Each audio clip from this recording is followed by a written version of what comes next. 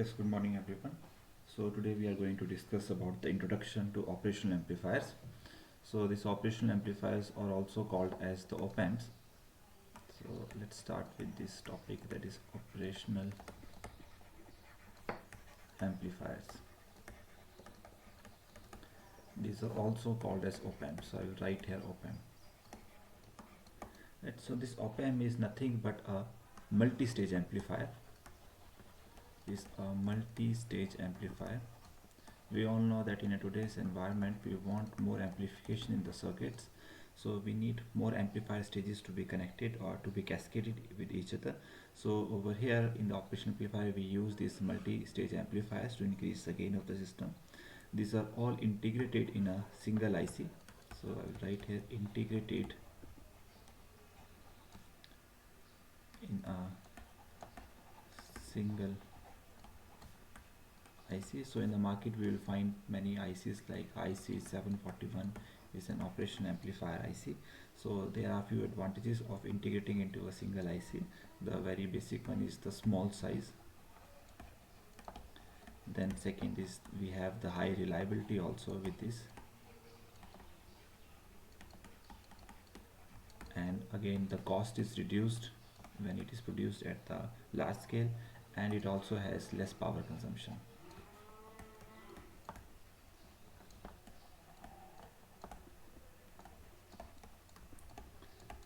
Right. Now third point which we can have this in the operational amplifier is that it simply amplifies the difference of the two input signals. So we will find in an operational amplifier it has two inputs where it amplifies the difference between, or the simply difference of the two signals, two applied input signals at these two input terminals.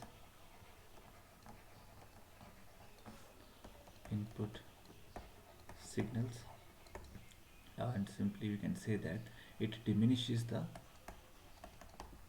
or removes the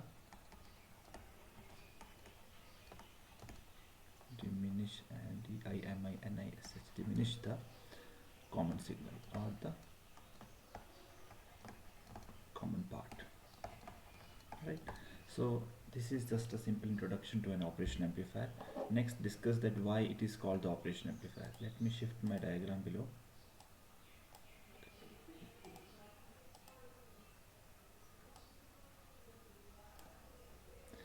So next I want to discuss that why we call it operational amplifier. As the name is saying that operational amplifier, so why it is called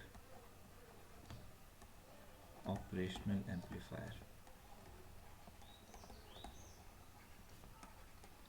So I will make use of these two words, operation and the amplifier. So this amplifier is nothing but, as I said, it is consisting of multi-stage amplifiers. So it means it is capable of amplifying a signal, and these amplifiers are all connected in the cascade connections, or you can say sometimes they are connected in very complicated manners to simply increase the gain. That's why we are using here the word amplifier. Second, we have this operation amplifier. So the word over here is the operation.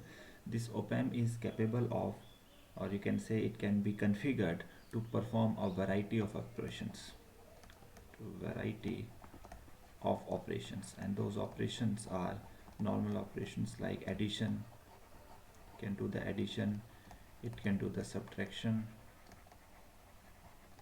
multiplication, division, then it also can do the differentiation and integration. So due to these reasons it is given the name the operation amplifier, because in addition to the amplification it is capable of doing these operations also. Right. Next, let us discuss the symbol and the terminals of an operational amplifier.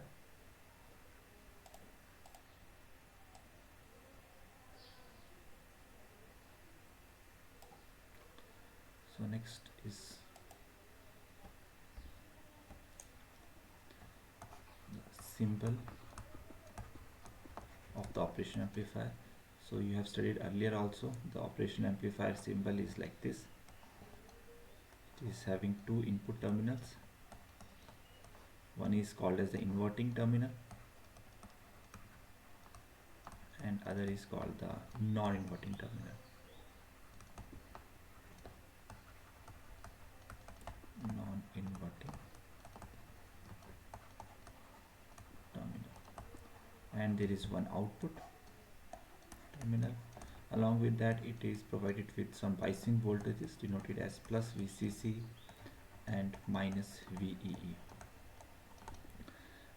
So these two terminals, they are called as inverting and non-inverting terminal. The reason behind that, this terminal which is denoted here as inverting terminal, whatever the input that is applied, for example, if I applied here a sinusoidal signal, that will be available at the output terminal in the amplified form, but in the inverted form, or simply by 180-degree phase shift. So you will see here that whatever the input that you have applied, the positive has been shifted by the phase of 180-degree.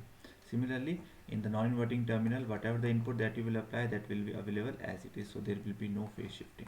So this is the reason of using these two terminals of inverting and non-inverting terminals. And if we apply both inputs at both the terminals, then the output will give us the difference of the two. So that is quite clear. These outputs will be added simply, or you can say that inverting terminal will be first inverted and then added with the output of the non-inverting terminal. So the resultant output will be available at this pin or at this port. Now next we are going to discuss the block diagram of an operational amplifier. So in the block diagram, I'm going to use the below diagram to explain diagram of an operational amplifier. So as I said that this operational amplifier is consisting of multi-stage amplifiers. So earlier when we have studied the multi-stage amplifiers, we have seen that a multi-stage amplifier is nothing but the cascade connection of more than one amplifier. This is amplifier 1 which is connected with the amplifier 2 or amplifier 3 and so on. So over there we have seen this cascading can be done by using different types of couplings, because to couple these two amplifiers we have to apply some coupling techniques. So over there we have studied the RC coupling, then we have studied the direct coupling, then we have also studied the transformer coupling. So over here in this operational amplifier we use only direct coupling. The reason to use direct coupling is because we can't use the capacitor coupling or the RC coupling, because capacitors are not feasible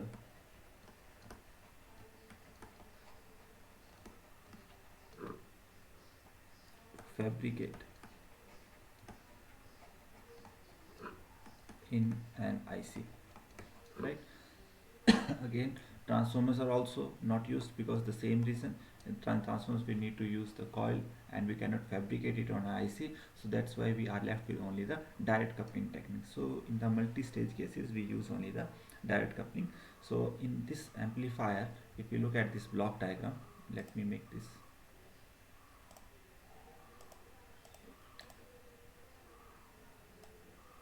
diagram bigger.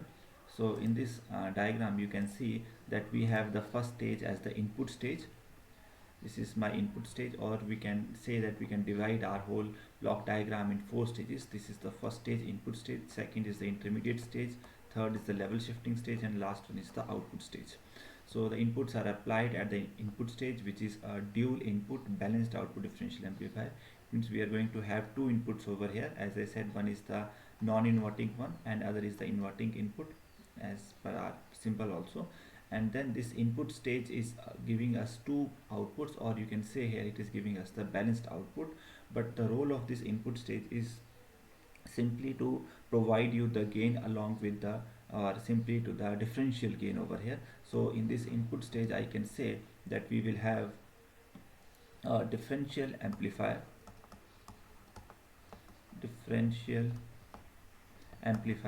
as the name is, that it is no doubt giving us the amplification, but that amplification will be in the form of differential one. Means whatever the two inputs that has been applied over here, that will be different, that output will be just the amplified version of the difference of these two input signals, right? So it provides the most of the gain also, so there is amplification also, but that is nothing but the difference of the two input signal gain.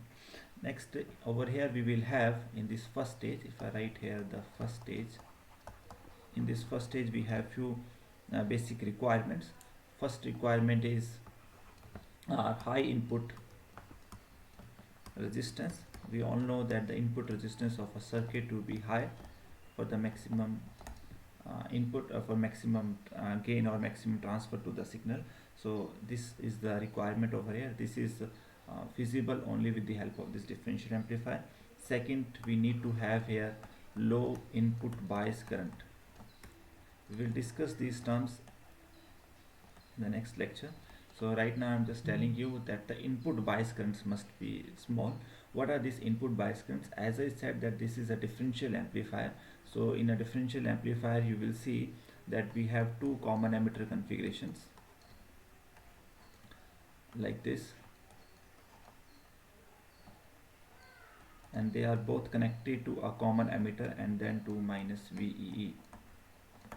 And over here we have two resistances at the collector terminal in both the transistor, and they are both connected to a high voltage plus VCC. So this is my transistor 1, this is my transistor 2, this is my base B2, this is my base B1. So over here I will have IB1 and over here I will have IB2, right? And the outputs will be taken across these two terminals. So it will be V01 and V02, and this output, total output, will be equal to V01 minus V02. So over here you can see that this is a differential amplifier which is capable of amplifying the difference of the two signals. One input is applied at the base emitter terminal. This is my emitter terminal, which is common in both the cases. So this input which is applied at the base emitter terminal over here, and over here will be amplified by these two transistors and is available at the collector terminal at V01 and V02. So over here we can see that we have the bias currents. Now there are two currents in a transistor. One is the input current and other is the current due to the biasing, because whenever we want a transistor to be operated we want to apply some biasings. So these biasings also have impact on it. So we want these bias currents, that is this bias current must be small or must be low. We will see, discuss it later, but this is a requirement at my first stage, or that my input differential amplifier stage. Third one is the small input offset voltage. Small input offset voltage.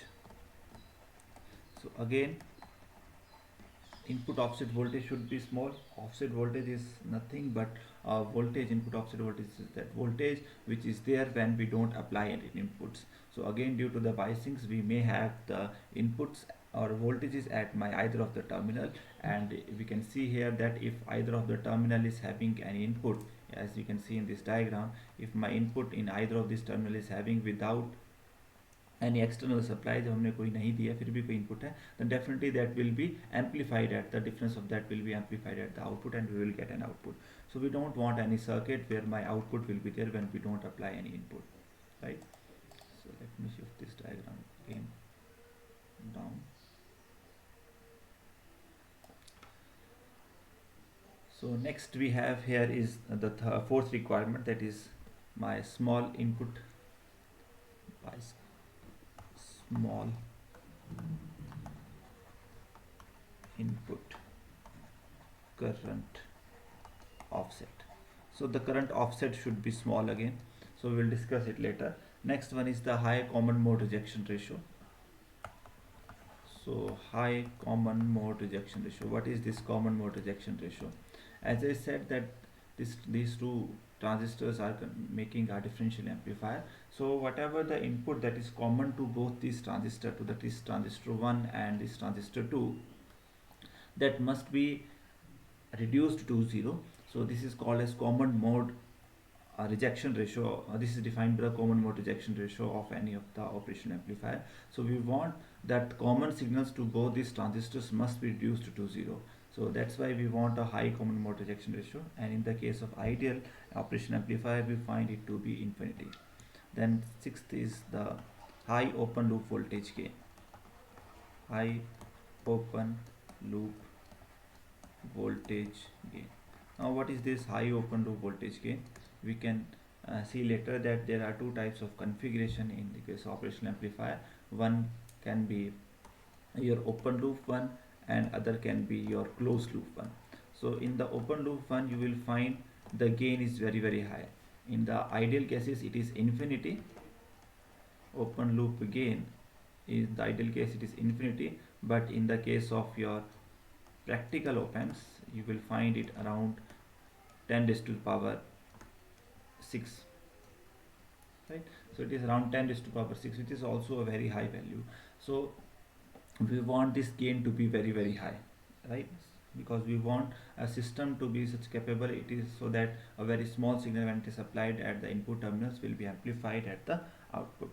So the basic requirement of this first stage is, as we can see from here, these are the basic 6 requirements, but if I have to summarize, I would say that the gain should be high in this case because it is acting as an amplifier, so it must provide a high gain to us. Also there is an advantage of using gain in the high gain in the first stage. Using high gain in the first stage, the advantage is that because whenever we have a high gain at the first stage, so any offsets in the next stages will be reduced, or the imperfections due to that offsets will be reduced. क्योंकि जब आपके पास starting के stage में first stage में high gain मिल जाएगा, तो अगर second stage में आपको कोई ऑफसेट की इम्परफेक्शन भी आ रही है, तो अगर गेन आपने ऑलरेडी पहले ही प्रोवाइड कर दिया, तो अगर यहाँ पर कोई ऑफसेट प्रॉब्लम आ रही है तो वो एम्पलीफाई नहीं होगा ज़्यादा, क्योंकि आपने अगले स्टेजेस पे कम एम्पलीफिकेशन देनी है, ज़्यादा गेन आपने फर्स्ट स्टेज पे दे देना है, ताकि ऑफसेट अगर आगे वाली, क्योंकि यहाँ पर जो ऑफसेट होगा उसको तो हम ओवरकम कर लेंगे, we will see it in the next lecture how we are going to overcome the offsets problem at the first stage, but it is not feasible to overcome the offset states of the second stages. So that's why we try to incorporate all the gain in the first stage, so that in the second stage these offsets will not lead to much imperfections, right? Now to one more thing is there in the circuitry to make this common mode rejection ratio high, that is this fifth point in the first stage. What we do, we employ a common current source. Like as I said in this diagram, you can see over here we have this common emitter, but we want these two currents from this transistor 1 and this transistor 2, that is IE1 and IE2, to be equal. What we want a current source over here. So we apply a constant current source, because we know that whenever we apply a constant current source in a series circuit, the total current remains equal to that constant current source. Current constant current source के equal ही वो current आएगा, कभी भी कम और ज़्यादा नहीं हो सकता. So this is the property कि कभी भी चेंज नहीं करेगा जो करंट इससे आ रहा है इस करंट सोर्स के अलावा जो वैल्यू है. So that's why to obtain the high common mode rejection ratio, because it is all depending upon the this transistors. अगर इन दोनों के करंट्स जो हैं वो चेंज हो गए या अलग अलग हो गए, then definitely we will find there will be change in the outputs. तो अगर आउटपुट में चेंज आ रहा है due to the change in the currents, it means जो हमारा कॉमन करंट है यहाँ पे ट्रांजिस्टर 1 का और ट्रांजिस्टर 2 का, या कॉमन सिग्नल जो है वो आपका रिजेक्ट नहीं हुआ है. So to obtain high common mode rejection ratio, we mostly employ a current source. We employ here a current source, right? At the, you can say here, at the common emitter terminal. Common emitter terminal पे हमें current source लगा देंगे, right? So this is all about the first stage of your operational amplifier, which is nothing but a differential amplifier stage, which is capable of amplifying the signal, but only the difference of the two input signals are amplified. It means we have a differential stage also. This is the diagram of the differential amplifier. Along with that, we need to have the high input resistance. We need to have low input bias current. You all know why we need high input resistance. As I said, because it helps us to avoid loading. To avoid loading on the source, right? So this is why we need high input stage over here. Then we need to have low input bias current. Although we can remove these bias currents, we will also see here that how we can remove this offset voltage and offset current, but still we want these values to be small.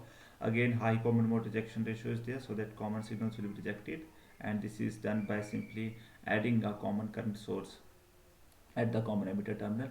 And we want high open loop voltage gain, so that our very small input signals will be amplified at the, or will be available at the output in the amplified form. Now next we are going to discuss here is the, again let me shift it down.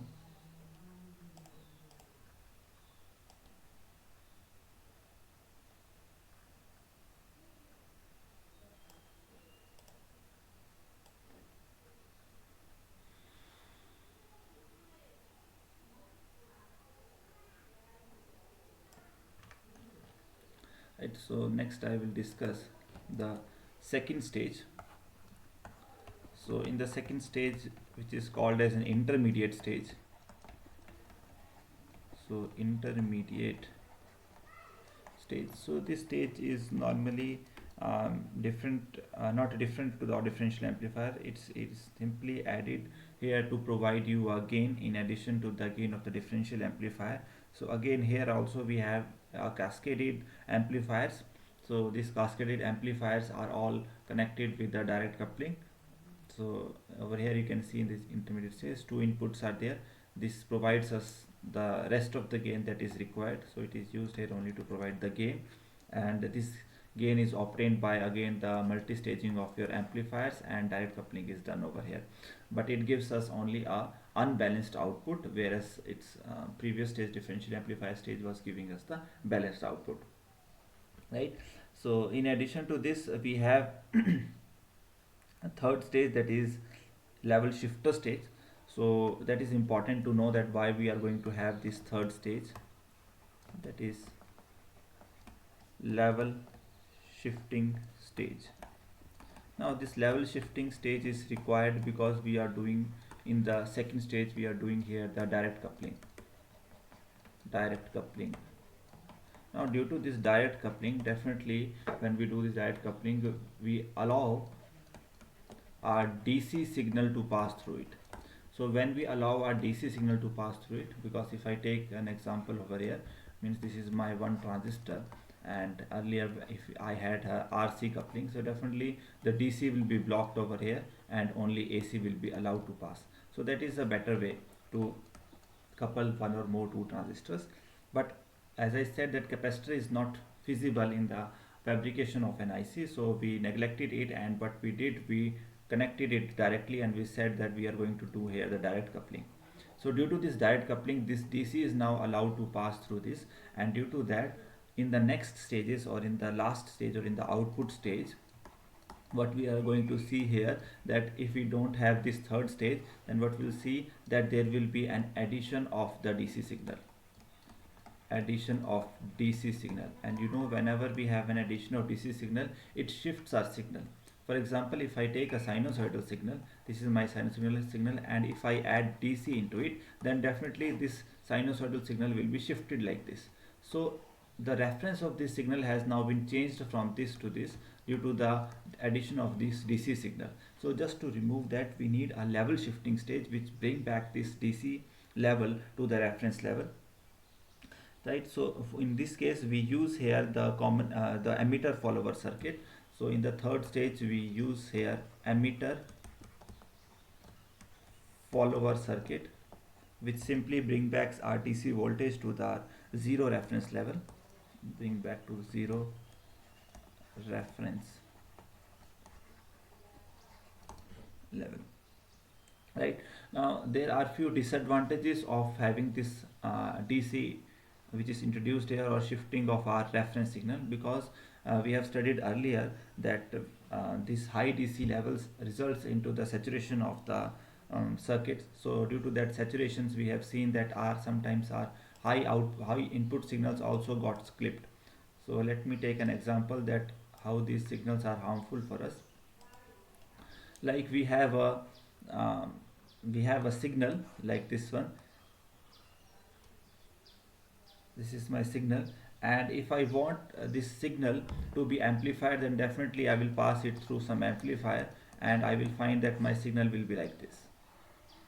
But in the second case, if this signal is shifted to a higher value, or the reference has been shifted to a higher range, then what is going to happen, it will looks like this. And when it is being passed to an amplifier, then there are chances that this upper part may take my circuit into saturation, or simply I can say that it may result that my upper part will be clipped like this. It means due to this higher or due to this shifting of my signal, due to this presence of this DC, my higher part may lead the circuit into saturation, and my circuit will say that this is my limit, I can't amplify your signal above it. It means it will give me a flat signal after that, and it will remain flat till then, up to my point where my signal is more than this point, and when it comes back it will start responding again as per my input signal. So I will get this signal. So this is not an exact output of my, or amplified output of my input signal. So due to these reasons we need to bring back our DC level to the reference, DC signals to 0, or bring back our level to the reference level. And for this we use the emitter follower circuit. Now the fourth stage is the output stage, which you can see here. This is an output stage, last stage, and it is a complementary symmetry push pull amplifier stage. In this we also use sometimes the common emitter circuits. So in the fourth stage, called as the output stage, we may have a common emitter circuit. Oh, sorry, not common emitter, it is emitter follower circuit. So we may have an emitter follower. Just a minute.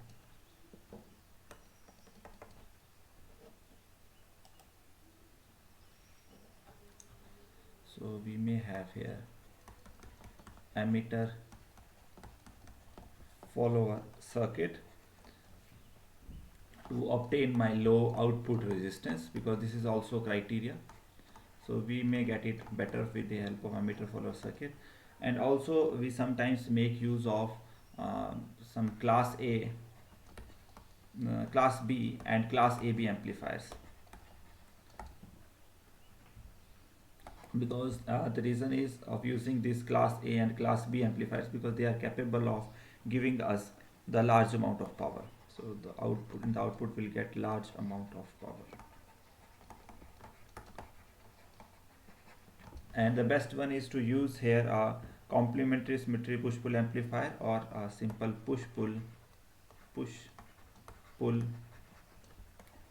complementary amplifier. So this is capable of giving us both the low output resistance also and large amount of power. So depending upon the type of the circuit, we can have our output stage like this, right? So these are the four stages, or simply the block diagram of an operation amplifier. So from here we can conclude now that this operation amplifier is nothing but an amplifier in which it is capable of amplifying the two difference of the input signals, because two terminals are there.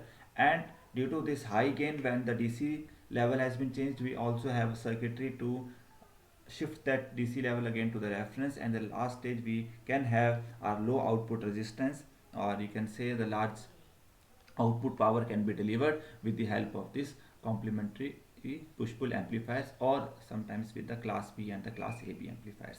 Now if I look here in the circuit, this is my circuit of operational amplifier, which is formed with the help of the transistors. So you can see in this circuit that we have an input stage, which is my differential stage. Along with that I have here a common constant current source also, which is represented here with the common emitter configuration. Then we have here multi-stage gain amplifier stages. Then we have here a common emitter amplifier for the level shifting of this. Then we have here a push-pull symmetry amplifier also. So these are the four stages. So I guess it is clear to you. Any doubts related to it, just let me know. We will discuss it in the next lecture. Then next we have the equivalent circuit of operational amplifier. So in the equivalent circuit,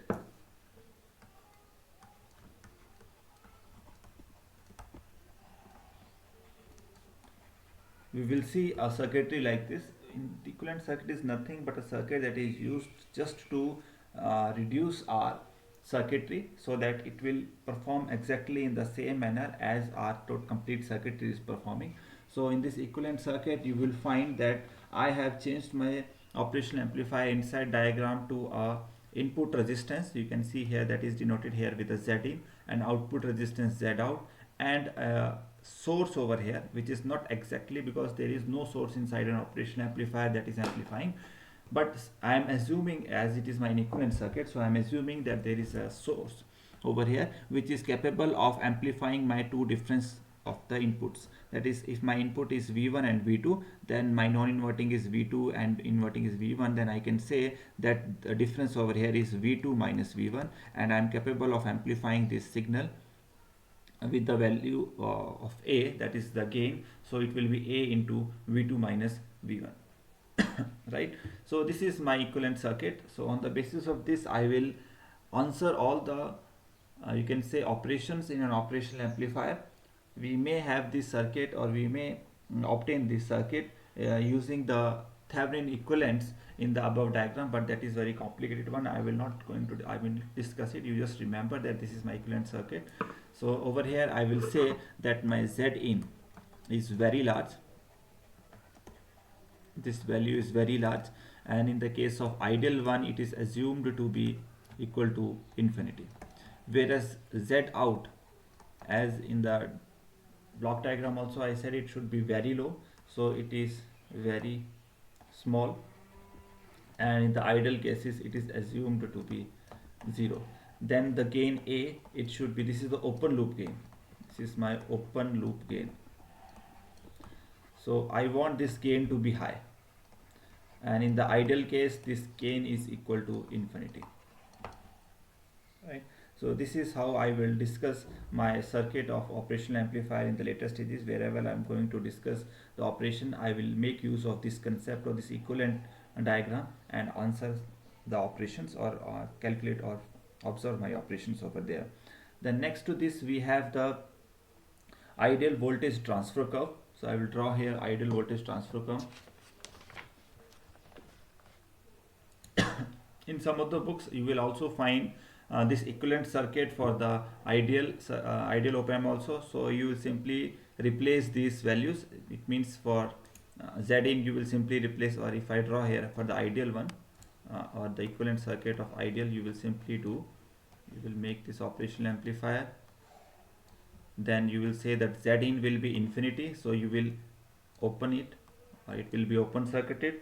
Then we have gain equal to infinity, or it is very high, so you will simply write here equal to A times of VID, or you can also say it is equal to infinity, but right I am saying only equal to AVID. Then we have Z output equal to 0. It means over here the Z output equal to 0, it means I will short it, and this will be my V output, will be calculated over here. And these are my inverting and non-inverting terminals, inverting and non-inverting terminals. So this is how I will obtain my equivalent circuit in the case of my ideal op amp also. The next one is the ideal voltage transfer curve. So let us discuss this one.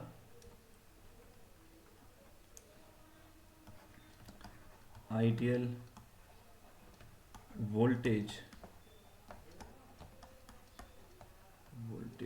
transfer curve. So this ideal voltage transfer curve is nothing but a relation between our output voltage, that is V out, and the difference of the two input voltage, that is denoted here as VID, which is equal to as per my notations, if I say my non-inverting is V2 and inverting is V1, then VID will be equal to V2 minus V1. Right. So let's see that how my curve will be there.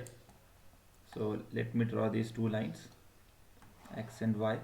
In the x-axis I will have my VID, and in the y-axis I will have my output voltage V0.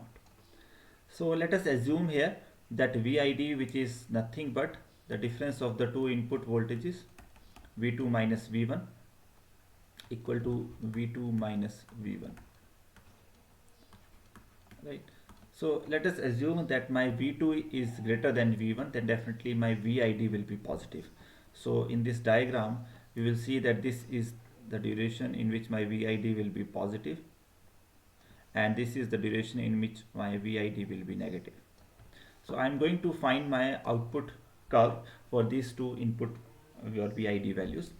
In the first case, when VID is positive, it means V2 will be greater than V1. It means for small values, for example, if VID is up to here, let me discuss this point, up to here, this point, then I will get my output voltage in relation, or you can say accordance with my input voltage, as or it will be in output will be the amplified form of my input voltage. For example, if my input voltage is 0, then my output will be 0. If my VID is, for example, 1, it will be amplified and will also give me some value of V output over here. So let us assume that this gain is 10 raised to power 6. So definitely gain is 10 raised to power 6. So if it is 1 over here, so I will get here 10 raised to power 6 output. Then for example, if my gain is gain is fixed 10 raised to power 6 again, so it in VID is 2, so over here, so I will get here 2 into 10 raised to power 6 and so on. So it increases linearly up to a particular value, and then what is going to happen, it is going to give me the constant value after that, right? So this value will be constant and it will be remain as it is. It means after that, although we are going to increase my VID, there will be no change in my output, or you can call it as positive saturation voltage, because now your output has been saturated. Why it is coming like it? Although I have taken here an example of 2 into 10 to the power 6, but if my amplifier is capable of providing me gain of 10 raised to the power 6, it doesn't mean that it always gives me an amplified output, or my input is always multiplied by 10 raised to the power 6. Let me take an example. If I have an input of 1 milliampere, then definitely it will be amplified, and in the output form I will get 10 raised to the power minus 3 into 10 raised to the power 6, which is equal to 10 raised to the power 3. There is no issue in no or nothing wrong in it. Definitely my output will be there. What about my input? If my input is 10 raised to the power 3, then my, according to my formula of my output, which is nothing but gain into the difference of the two inputs, then it will be gain is 10 raised to the power 6 and the difference of the two inputs, which is nothing but the VID over here. This is my VID. So it is 10 raised to the power 3. So I will get 10 raised to the power 9. But is it feasible that whatever the input I am going to give to my operation amplifier, it is being amplified with the value of 10 to the power 6 and I can get the output? No, it is not feasible, because that operational amplifier is also operated with some biasing voltages.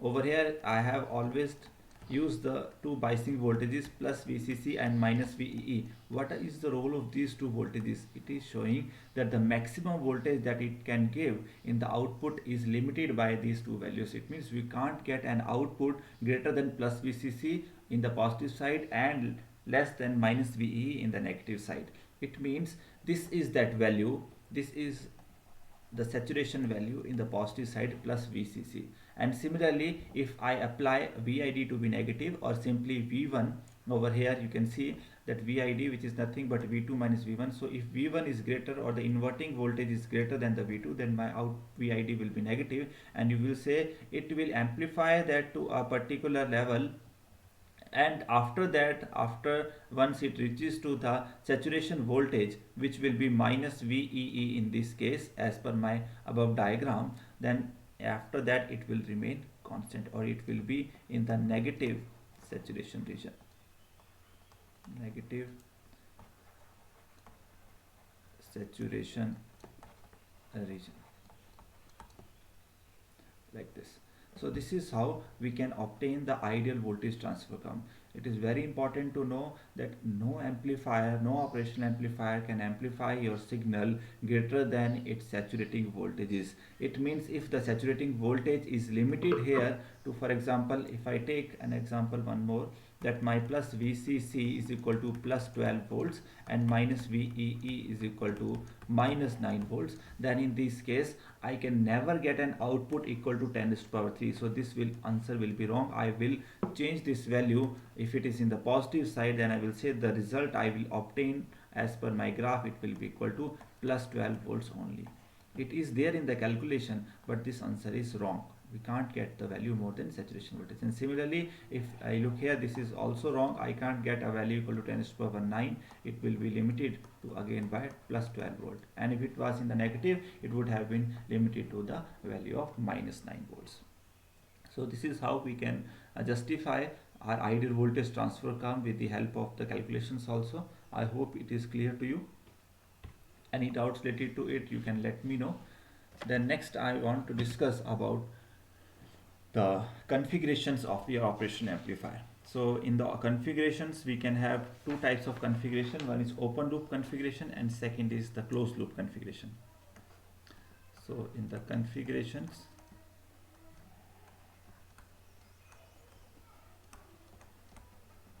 first I will discuss open loop configurations.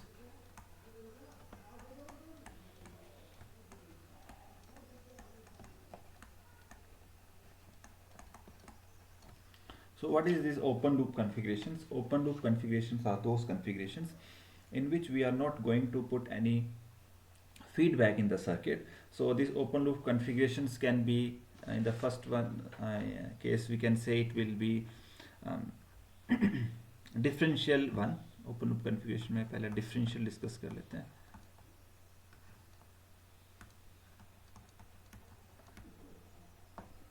Differential one, which is called as differential amplifier. In the differential amplifier, what we have, we will make use of both the inputs. If this is my operational amplifier now, and this is my one input that is inverting, this is non-inverting. What I am going to do, I am going to apply inputs to these both terminals. This is my signal, let it be V in 1, and this is my voltage, resistance R in 1. Similarly, I am going to apply one more voltage over here. Let this voltage be V in 2 and this resistance be R in 2. This is V1, this is V2. The difference of these two voltages will be VID. Now one more important thing to remember here is that this VID is the voltages that is available at these two terminals, that is at the inverting and non-inverting terminal. I am not considering the voltages at this resistance or at some other point. I am considering these voltages only at these 2 points. Then we have plus VCC, that is the biasing voltages, and minus VEE, and in the output I will get V output, which is equal to the amplified version, that is A into VID, which is equal to A into, what is VID? It is nothing but equal to V2 minus V1. So it is just a minute.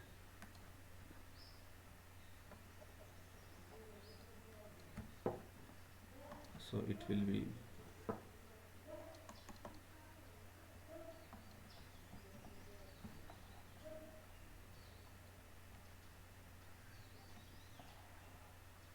V2 minus V1.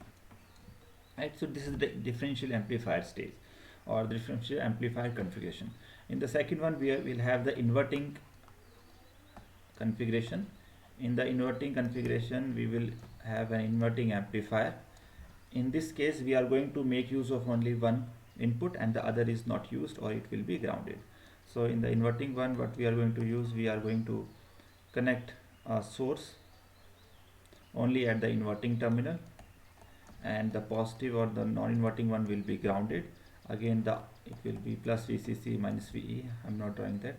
In this case, my output which is given by A times of V2 minus V1, where V2 is this voltage and V1 is this voltage. So in this case, you can see here that V2 will be equal to 0, so we will get here A times of, and if I name here it equal to only V in, it will be minus V in, which is equal to minus A V in. And this negative sign indicates here that this negative sign indicates that output voltage is out of phase. Out of phase, right, with respect to input voltage. Now last one in the open loop configuration is the non-inverting one, so which is exactly similar to this inverting amplifier, but in that case we are going to apply the input to the non-inverting terminal and we are going to ground our inverting terminal. So we will see here that in this case we will again have an operational amplifier. Two inputs will be there, where negative one will be grounded and positive one will be connected with a supply, voltage supply. Over here let me see, this is the resistance R in and this is the voltage V in. Then my output V output, which is equal to A times of V2 minus V1, where V2 is this voltage and V1 is this one. V1 is 0 in this case, so it will be A times of simply the V in, right? So we obtain this across the resistor RL. So this is quite common if I don't know. Also we have some biasing voltages here plus VCC, that is obvious. If I don't draw it, it means they are there in it. So these are the open loop configurations in an operation amplifier.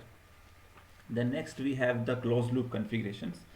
So to discuss this closed loop configurations, I want more time. So instead of going into this topic, now I will discuss this topic the next time. And just for this lecture, I want to discuss few characteristics of an operational amplifier. Although these characteristics will be new to you, you might not have studied or discussed it earlier, but still I want to give you some idea related to it, and in the next class we will discuss them in detail. So next I want to discuss few characteristics. Closed loop configurations will be discussed in the next class. Characteristics of an op-amp. So in an operational amplifier, first one is the open loop voltage gain. Open loop voltage gain. So this open loop voltage gain is nothing but denoted here with A. It means which I said in the case of your ideal one, and let me also discuss it with the practical one. So in the ideal one it is equal to infinity, and the practical one it is around 10 raised to power 6 or 10 raised to power 5 depending upon the type of operation amplifier we are using. So this is simple gain which is present inside the operational amplifier due to the cascading stages of the transistor when we don't have any closed loop configuration. Second is the input resistance. You all know, to avoid the loading of the circuit, we make use of the input resistance to be very high. Input resistance should be very high. So if I discuss here the ideal case, the input resistance is infinity, but in the practical case it is around 2 mega ohms. The units of resistance is ohm, we all know this. Then third one is the output resistance. So output resistance, which is denoted with the R naught also, and this was with the R in or Z in, you can say, or Z naught. So in the ideal case it is equal to 0, and in the case of your practical op amps it is very small, but still it is in few ohms, from 50 to 100 ohms. This is the value. Then fourth one is the bandwidth.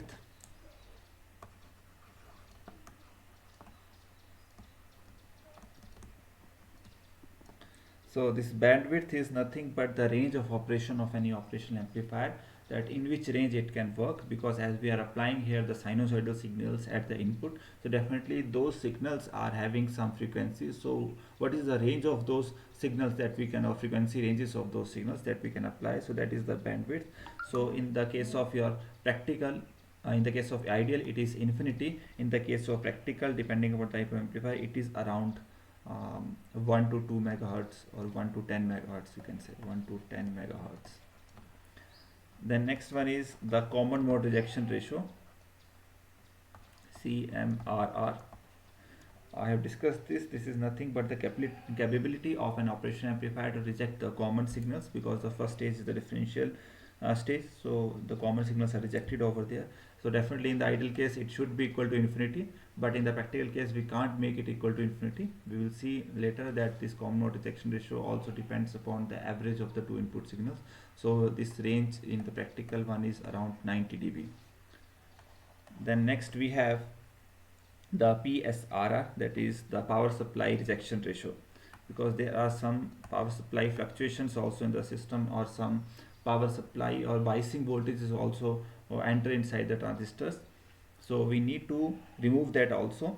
So this power supply uh, rejection ratio should be equal to 0 in the case of your ideal one, and it is around 150 microvolt per volt in the case of your practical op amps. The next we have very important one, that is the slew rate. We will discuss them in the characteristic part later in more detail, but I just want to give you the difference between the ideal and practical along with these parameters. So this slew rate is nothing but the output swing. So this slew rate is equal to infinity in the case of your ideal one, because output swing can be from you can say it is having a very wide range. It should be have a very wide range. So in ideal case we consider it to be infinity, but in the practical one we only find it to be around 0.5 volt per microsecond. Or you can simply write it like this, that if I simply change my input from 0 to 100 volt, will my output will be changed from 0 to 100 volt in 1 second, or in how much second? So that time is given by this slew rate. So this slew rate tells us that how fast a system is. The next one is our input offset voltage. Input offset voltage, it is the voltage that is available at the input terminals when no input is applied. So it in the case of ideal one it is 0, and in the practical one we may find it around 2 millivolt also. Then we have the input bias current. So again this current is to be 0 in the case of ideal one, and it is around 50 nanoampere in the case of practical one. And last, which is the 10th one, which is the input offset current. It is the current that is available at the input when no input current is applied. So it is called as input offset current. Its value should be 0 in the case of ideal one, but in the case of practical one we may find it to be around 6 nanoampere. So you can see here that this input offset current is in very small value in comparison to the input bias current. So in the next lecture we will see that this input bias current need to be compensated, otherwise it may result in the output one, or you can say it may cause many fluctuations in the outputs, right? So this is all about today's lecture. Any doubts related to it, you just let me know.